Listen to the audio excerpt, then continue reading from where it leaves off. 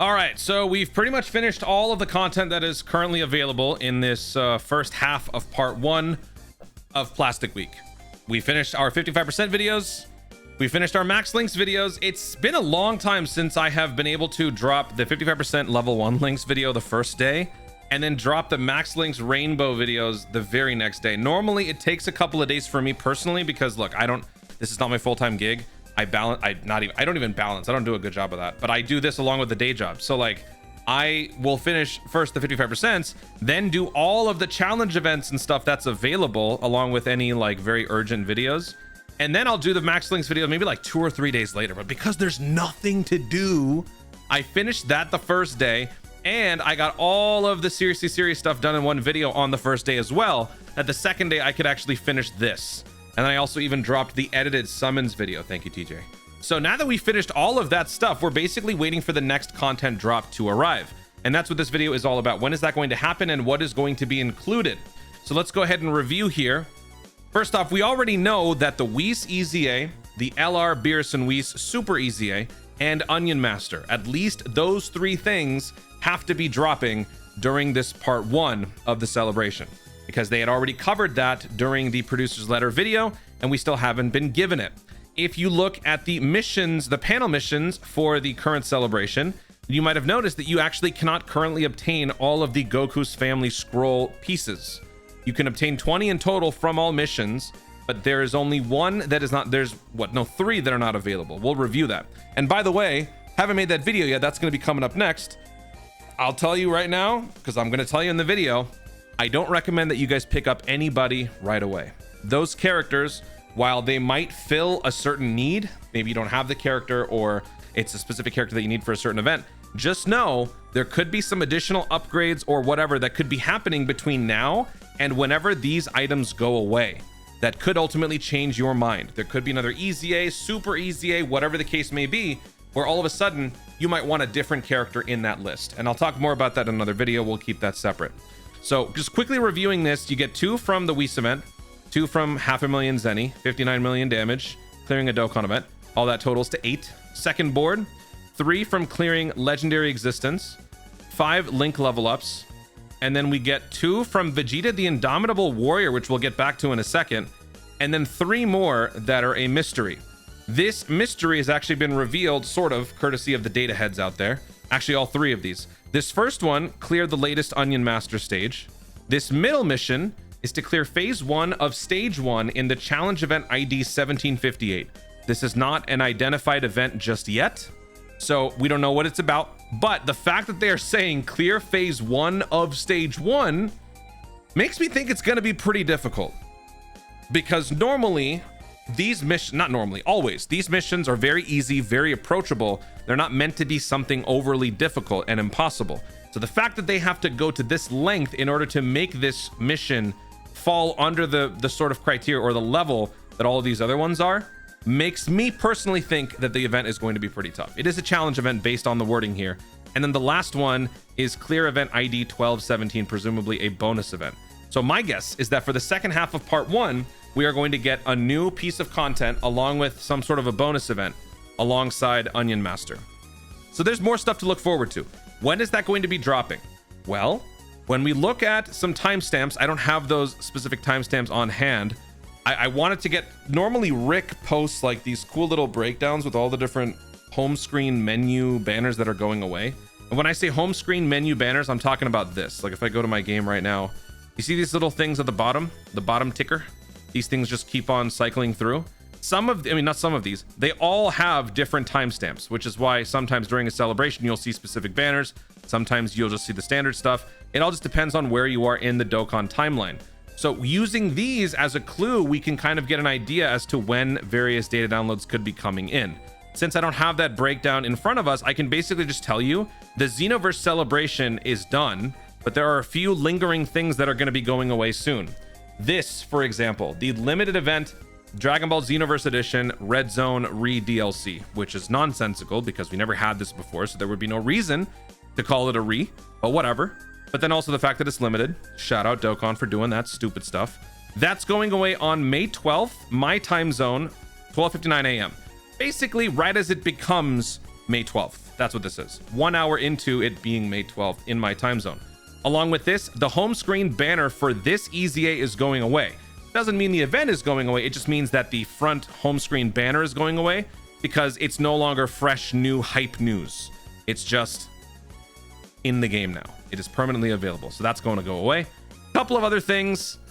And then they also, like, these are going to go away. There was something else down here. Oh, yeah. The story event where you can get the Jiren with the red kryptonite in it. That is also going away.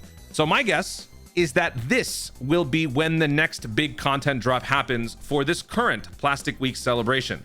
If we look at where we are here, that kind of fits. The banner drop, I mean, I guess sort of. Banner dropped on the 7th, my time zone, almost the 8th. At least they're not making us wait a week, because a week would have been the 14th, right? But based on this, we're going to be about a 5-day gap, which is better than the alternative. So yeah, let's just say that this is in fact when the next content drop is going to be. The 12th, 1 a.m. It is currently the 10th morning, my time zone. We're basically a day and a half away. So if we were to get a data download tonight, as the 10th becomes the 11th, it would make sense to then have the content drop as the 11th becomes the 12th. So honestly, I think we're going to get the data download tonight. I think we're also going to get the EZA details for the Whis and the LRB Wii tonight, as well as any other potential EZAs, if anything. I doubt it. If there were going to be more EZAs, they would have probably included that in the announcement producer's letter video, but you never know with these clowns. So we know when it's all going to be happening. And then, so we're going to be getting Whis. So that's a sub EZA. That is not a regular EZA. The BWii Super EZA is also not a regular EZA, so that's only going to be giving us a few stones as well. And then this new mystery challenge event, this bonus event, whatever. I would like to assume that both of these will also be dropping at the same time. It would be utter nonsense and stupidity for this to then be delayed again. So I doubt that. And then Union Master. So now let's go back to one other thing here that I talked about. All right, just quickly glossed over. Clear stage 2 of Vegeta the Indomitable Warrior. This is a blast from the past. The Vegeta story event from 2018. Little history for you guys. I started playing the game personally before doing content. I started playing the game for about half a year myself around the middle of 2018. So it was towards the end of the 3rd year anniversary, right around the time that Dragon Ball Super had ended. I was just coming off of the hype of Universe 7, you know, all that stuff. That was really, really cool. It was awesome that my first ever summons was on the LR Goku Frieza banner, which, by the way, I rainbowed the units so fast. I actually got annoyed because I kept pulling the same LR Goku Frieza, and I started thinking, wait a minute, aren't I supposed to be getting a bunch of characters? Why do I just keep getting the same crap? I'm gonna delete this. I didn't, but I almost did. Anyway, when I started playing the game, I didn't really know which characters were considered good or not. So my metric for, you know, gauging a unit's value was whether or not I enjoyed the moment in the show. So if there's a UI Goku character, I loved it because I loved UI Goku. Goku Frieza versus Jiren, loved it. That was like the climactic finish, right? Loved it. The slap Vegeta moment was really cool. This character, actually not this one, but the STR summonable counterpart was a really cool moment for me. Can we actually see? So this, you would exchange the pudding. Oh, yeah, okay, hold on. Can't do it here. Let's go to Dokkan Database. Dokkan Database. So the missions here, you got to clear stage 2. That's where you get the pudding, and then you exchange the pudding. Both of these are missions in the mission panel. So that means they want you to do the story event, and then they want you to exchange the pudding for the 2 medals. Yes, this medal was used to Dokkan Awaken the Slap Vegeta into this. This was one of my favorite characters early on. In fact, if I were to pull up this character right now in my game, I'm pretty sure I have like the most insane build ever. Let me actually see if I can find it. This guy EZA'd in like, when did he EZA? 2020? 2023. Actually, 2023 is actually kind of a long time. Okay. Yeah, he released January 18, 2018 on global, and then this is my Vegeta. Full crit. I mean, obviously, we didn't have these back then, but I haven't used this character since I had that dodge revelation, the additional revelation. So yeah, this was one of my favorites early on. The cool, like, Slap Vegeta counter and stuff like that. Okay. And then what do you use the other medal for? The Beerus one. For the int Beerus, right? Oh, also the LRB Wii. Yeah. This one and this one. But the fact that, I mean, the event is already there. The fact that they're having this mission be a thing. Are they setting up for a Dragon Ball story overhaul? If they were to make that into a Dragon Ball story thing, then this wouldn't be called a story event, would it? I don't know. Either way, there's going to be some sort of connection to the slap Vegeta thing. There is a free-to-play character that comes from that event. So there could be a Dokkan Awakening coming for the AGL Vegeta. Can we find that? If we go to Kagres, and if we go to Vegeta's family, we'll have to go all the way down here to the bottom. Yeah, this one. This guy Dokkan Awakened from an SR unit. I don't know if the SR is available anymore, but this is an ancient character, never received an update. He's free to play. I think it's high time we get sort of a Dokkan Awakening for that. That'd be cool if we do. It could also be some sort of a hint as to what part 2 could be. Because besides Goku, Beerus, and Whis, there's really no other like noteworthy character that would be deserving of a summonable release during this celebration. So if Goku gets the treatment for part 1, if Beerus gets the treatment for part 1, and that just really leaves Whis or Vegeta for part 2. And if Vegeta were to get the treatment for part 2, that would actually work considering this whole story event. Maybe the free-to-play character being like the free-to-play alternate for that summonable unit. You never know.